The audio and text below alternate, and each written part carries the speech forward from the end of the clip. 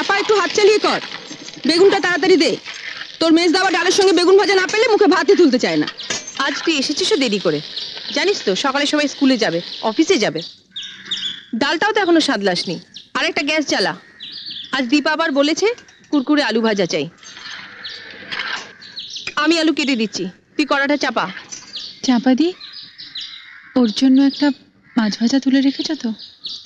না বাপু, ভুলে গেছি। বড় বৌদিও আজ আমাকে মনে করিয়ে দেয়নি। সব আমি ঝোলে দিয়ে দিয়েছি। অত তাড়া দিলে কি সব মনে থাকে? আর কটা দিন অপেক্ষা করো, পুজো আসছে। মা দুর্গার কাছ থেকে 8টা হাত আমি ধার চেয়ে নেব। তোমাদের বাড়িতে 10 হাত না হলে কাজ করা আমার সম্ভব হচ্ছে নি। সরো। হাজলামো করিস না চাপা, তাহলে তো রাবণের কাছ থেকে তোকে 9টা মাথাও ধার নিতে হয়। 10টা মাথা না হলে সকলের সব কথা মনে রাখবি কি করে? যা বলেছিস, এই বাড়িতে সবার আলাদা আলাদা অর্ডার, এক একজনের এক এক রকম জিভ।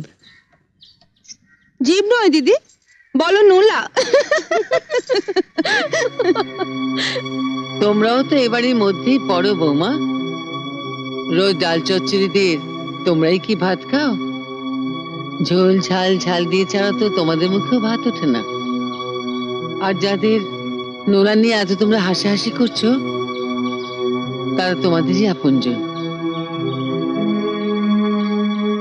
জয়া মা, তুমি আর দাঁড়িয়ে থেকো না, চঞ্চলের ভাতটা বেড়ে নাও। আজ না হয় চঞ্চলকে আমি বলে দেবো মাছের ঝোল দিয়ে ভাত খেয়ে নিতে। যাও। রান্নাঘরে সবাই মিলে ঢুকলে ধাক্কাধাক্কি হবে, তাই দাদাদের খাবারটা বাড়া হয়ে যাক, তারপর না হয় ওর খাবারটা বেড়ে নেবো মা। কিন্তু আপিস তো সব একসঙ্গেই যাবে বৌমা। আপনার ছোট বউয়ের জন্য একটা আলাদা রান্নাঘর করে দিন মা, আমাদের সঙ্গে ধাক্কা ধাক্কি তোর কষ্ট হয়। আমি সে কথা বলিনি মেজদি। না তা বলনি, কিন্তু এর চাইতে বড় রান্নাঘর তো রাজা মহারাজাদের বাড়িতে হয় ভাই। ও কথা বলিসনি মেজো, ওর বাপের বাড়ির রান্নাঘর হয়তো সেই রকমই। আমাকে সবসময় বাপের বাড়ির কথা বলে খোঁটা দাও কেন দিদি? গরিব ঘরের মেয়ে বলে?